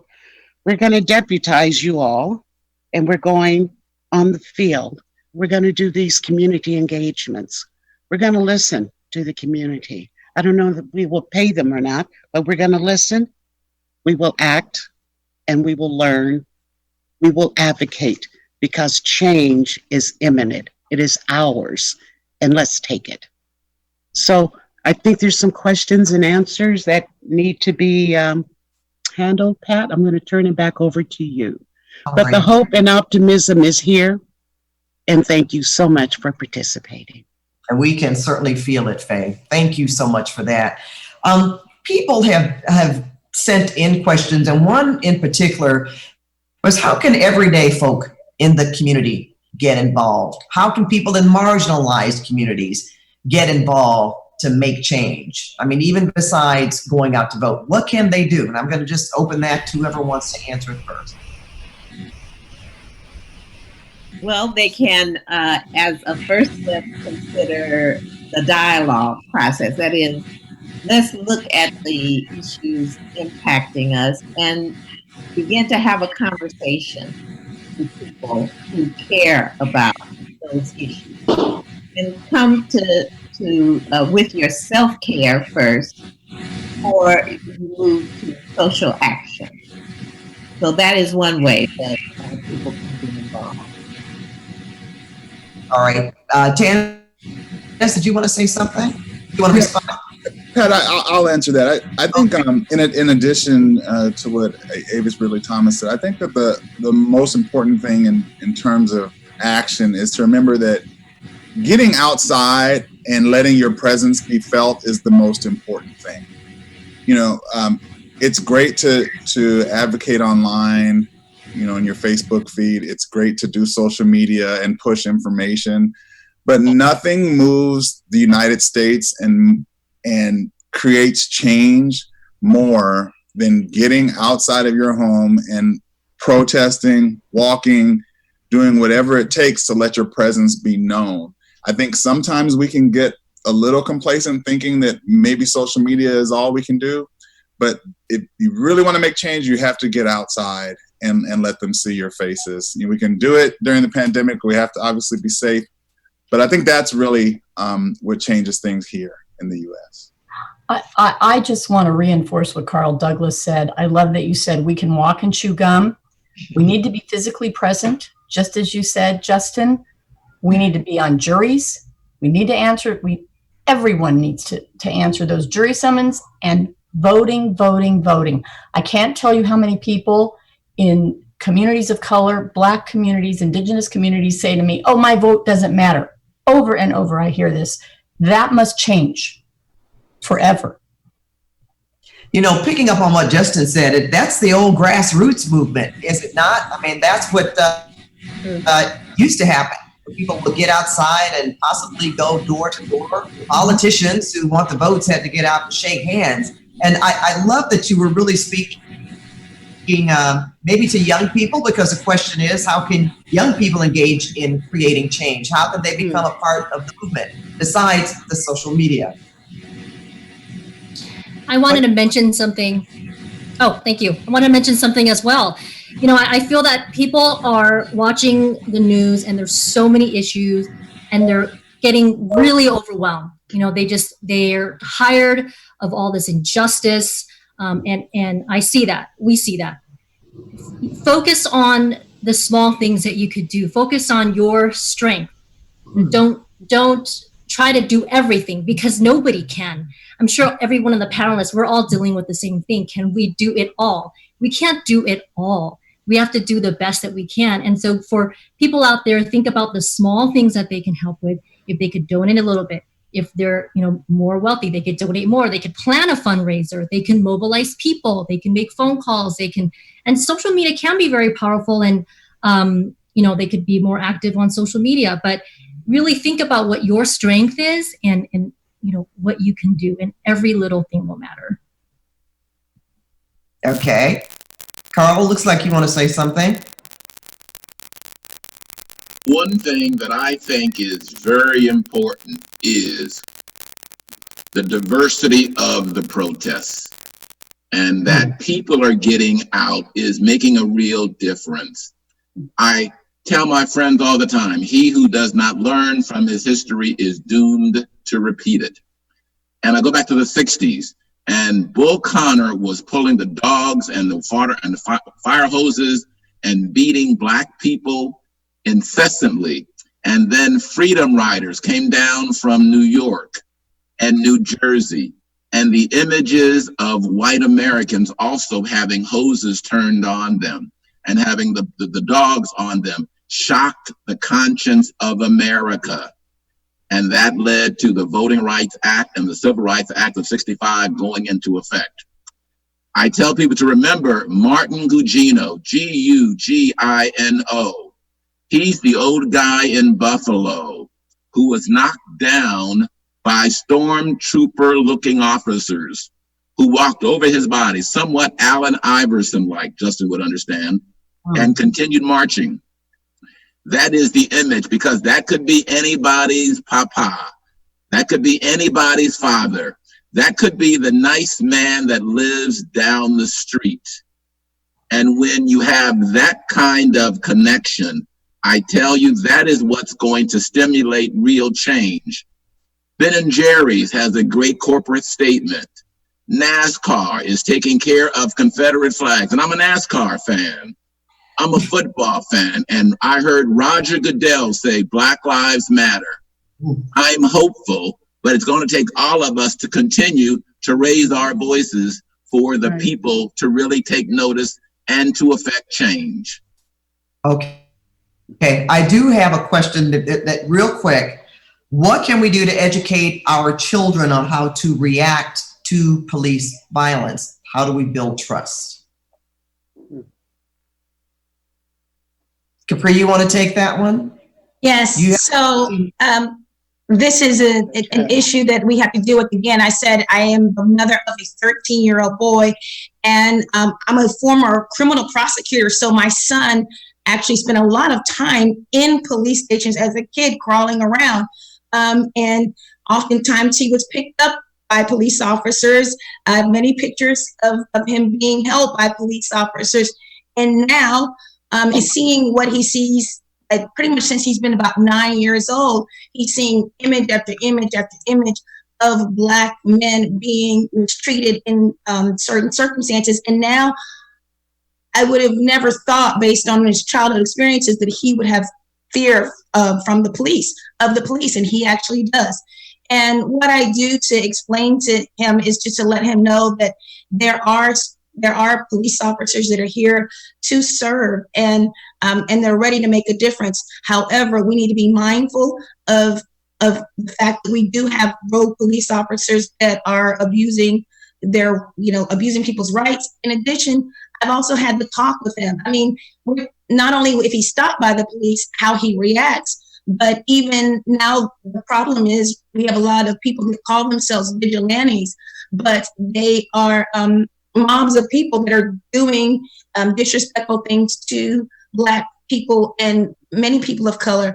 I've even had to tell my son, Pat, if you're walking into our house and someone stops you and says you do not live here, do not grab your phone, do not grab your house key, because they may be armed and kill you. So you need to sit down and let them know, I have the key. If we do go inside, you'll see pictures of me right on the front table. And so there are issues, and I have to protect my son from not only the police, but just mistreatment because of the color of his skin everywhere we go. Thank you. All right. Thank you, Capri. Some of our most impacted communities are communities of color. So I'm going to ask this question, and Faye or Justin or Terra, if you want to jump in on this one. This has to do with South LA. How can people get involved in terms of being involved in the equitability of the budget, of the city budget that is spent, dollars for their communities? What can they do? What can be done? Well, I'll go first. Thank you, Faye. I think, again, it ties back to making your presence known. And, I've worked in government for a long time prior to my law practice, and even at the beginning. And what I see is that government reacts to generally the loudest and most persistent base. And so, when you are living in South LA and you grew up in South LA and that's your community, you need to advocate for South LA on a local level.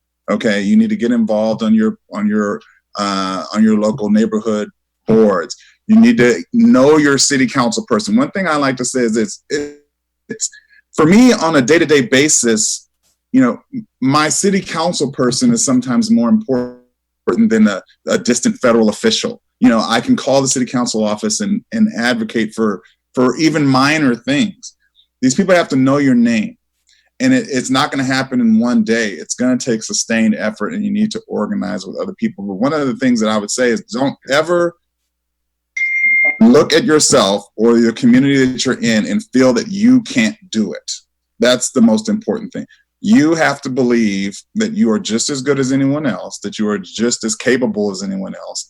And if you have that fundamental belief right there, then you can do things that you would probably not even imagine.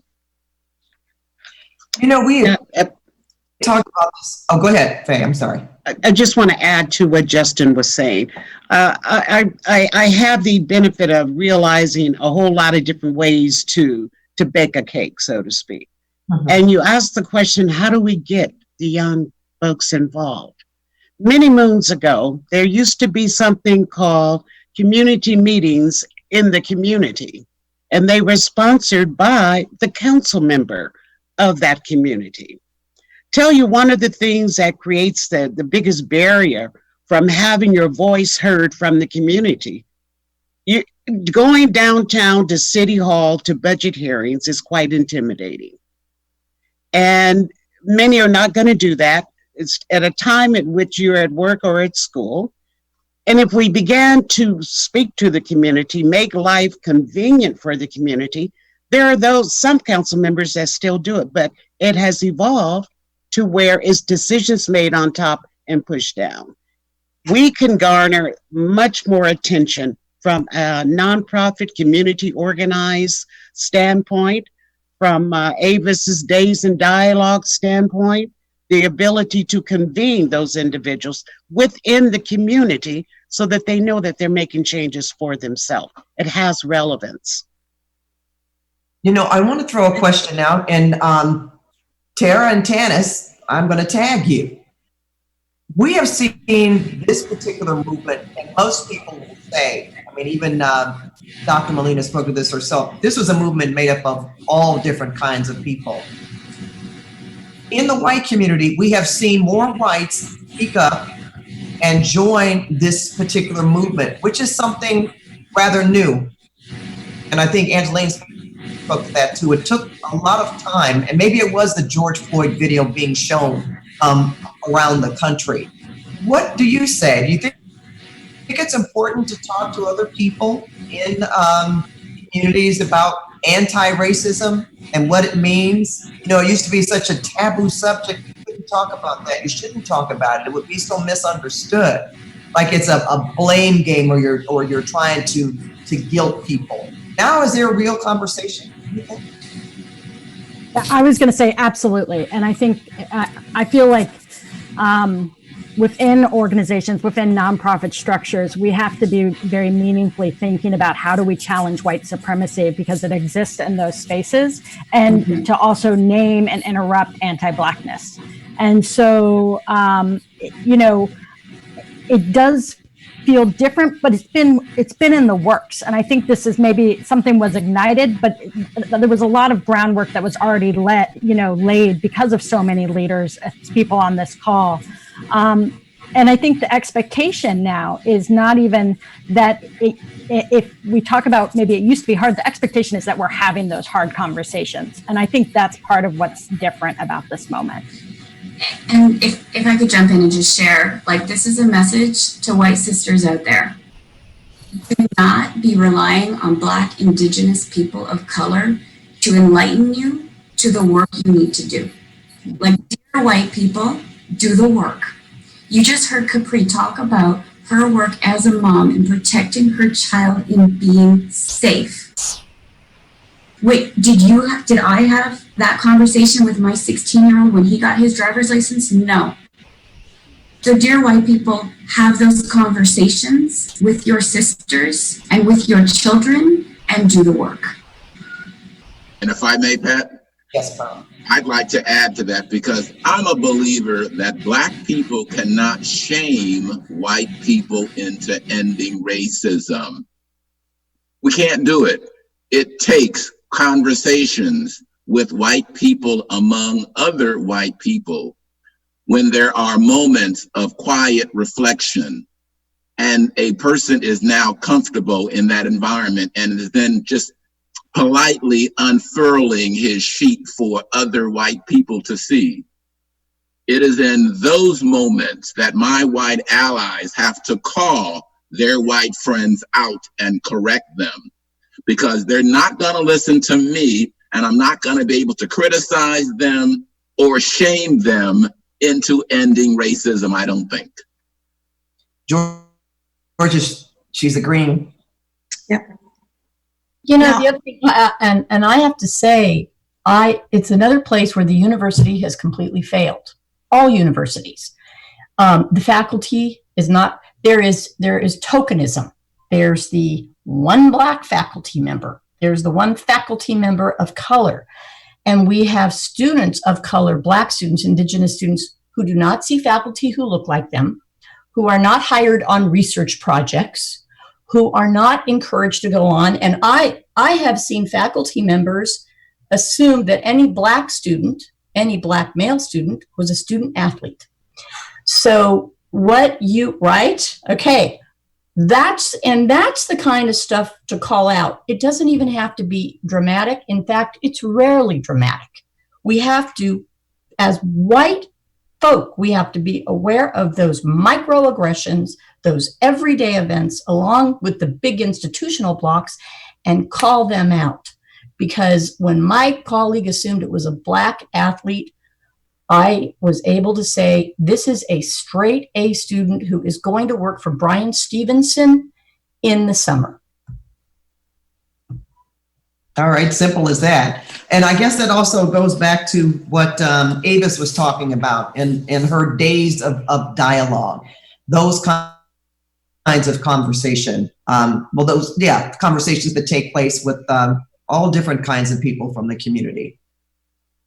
In a safe space. That's what we create through that facilitated process, so that people can feel, even though their groups may be diverse, that they have the opportunity with some ground rules to express themselves in a genuine way, authentically, and to be challenged in a way that does not shame them or put them down, but gives them the opportunity to explore some of the ideas that they may have long held, that may have been taught to them, that they are uncomfortable with, but they haven't necessarily explored before.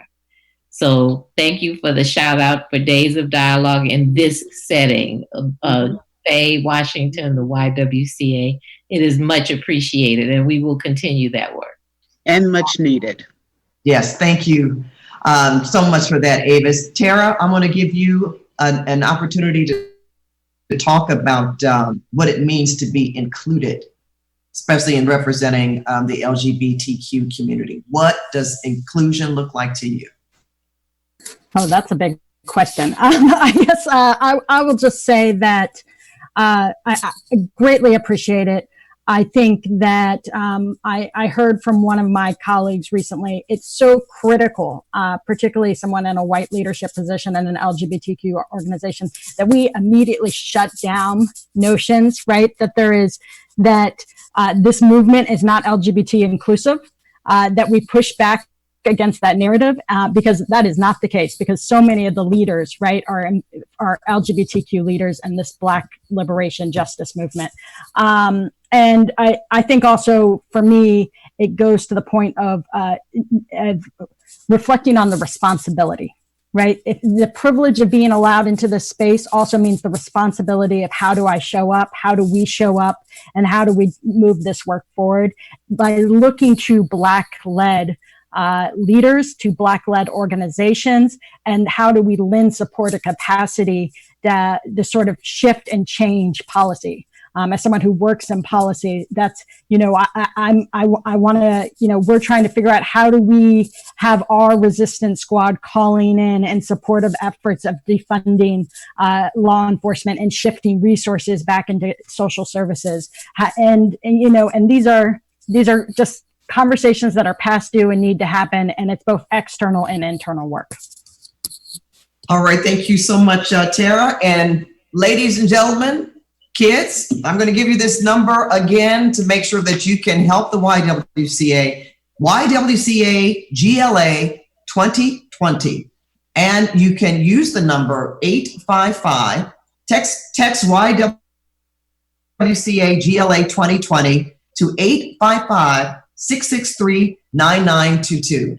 I mean, if you like what you've seen here today or listened to here today, that should move you to make a move and to call that number and to help the Y and all the wonderful things and the many sometimes dangerous things that they do to actually go out in the communities and help some of these young girls, women, everyone. This is very hard and difficult work, and they're doing it. So Faye, Washington, I want to thank you again for convening this town hall, to all the panelists here, and I'm sure that I will see you on the other side, possibly be talking to you on camera pretty soon.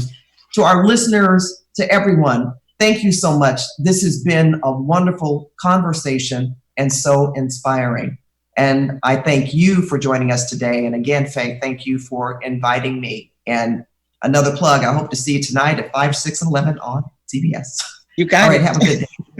Let's work for change and be back here and talk about some of the improvements and the actions that we made. Good afternoon. I know. Thank you.